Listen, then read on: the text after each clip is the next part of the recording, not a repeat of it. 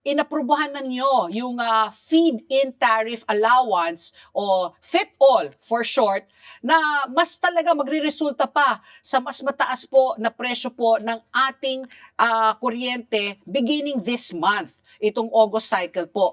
Paki-explain po, Attorney Juan, ano bang ibig sabihin ng feed-in tariff allowance at bakit po tataas ang aming electric bill?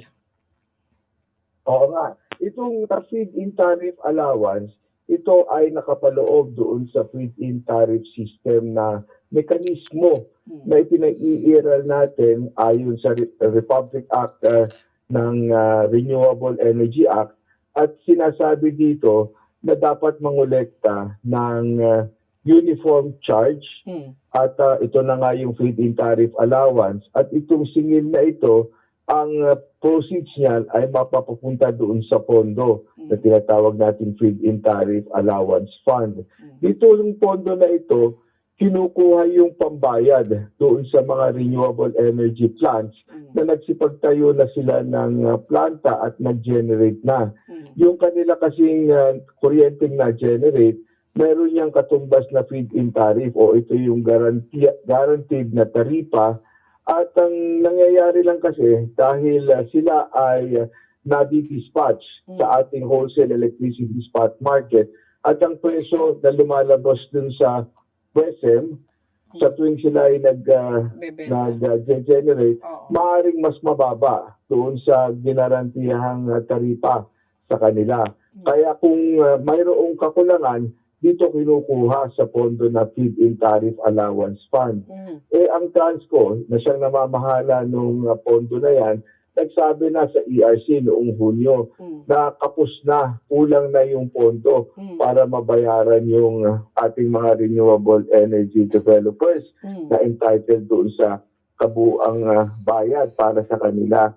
At kung hindi ito madadagdagan, yung pondo, ay madidelay ang pagbabayad doon sa mga planta at mag-i-incur ng karagdagang interest. Kaya humiling sila na i-adjust yung working capital allowance na component nung singil na yan nang sa ganon ay makalikom ng additional at maibayad doon sa mga RE developers. Otherwise kasi, tataas lang at tataas yung bayarin sa interest. So, ganoon din, mapapapasa din yan in terms of higher feed-in tariff allowance. So, kailangan talagang desisyonan ito ng komisyon nang sa ganoon ay hindi na lumaki pa yung gastos na eventually maipapasa din sa mga consumers natin. So, Attorney Juan, magkano yung impact po dito sa ating electric bill? Ilang porsyento po ang maasahan na po natin ang pagtaas po ng aming bill dahil po dito sa feed-in tariff allowance?